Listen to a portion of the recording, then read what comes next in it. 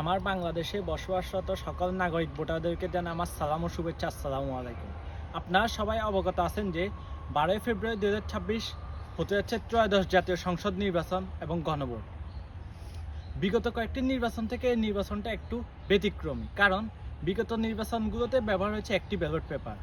এই নির্বাচনে ব্যবহার হবে দুটি ব্যালট পেপার।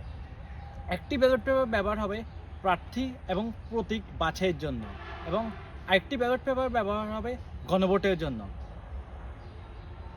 আসুন জেনে নিই গণভোট কি। আমি যদি সংক্ষেপে বলতে চাই, গণভোট হচ্ছে জনগণের সরাসরি মতামত প্রকাশ করা। বাংলাদেশের অন্তর্বর্তীকালীন সরকার বাংলাদেশের জাতীয় পর্যায়ে কিছু বড় সমস্যা রয়েছে, সেই সমস্যাগুলো পরিবর্তন অথবা সমাধানের জন্য বাংলাদেশের জনগণের কাছে সরাসরি মত প্রদানের জন্য সহায়তা চেয়েছে।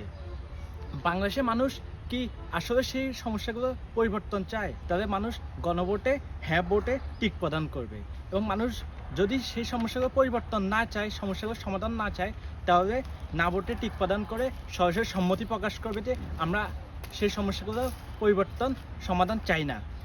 আমরা যেহেতু পরিবর্তন চাই, আমরা গণভোটে হ্যাঁ ভোটে টিক প্রদান করব। গণভোটে হ্যাঁ দিলে কী লাভ? চলুন জেনে নিই গণভোটে হ্যাঁ দিলে কী লাভ। গণভোটে হ্যাঁ দিলে একজন ব্যক্তি 10 বছরের বেশি প্রধানমন্ত্রী হতে পারবে না। গণভোটে হ্যাঁ দিলে দণ্ডপ্রাপ্ত আসামিকে রাষ্ট্রপতি তার ইচ্ছে মতো ক্ষমা করতে পারবে না।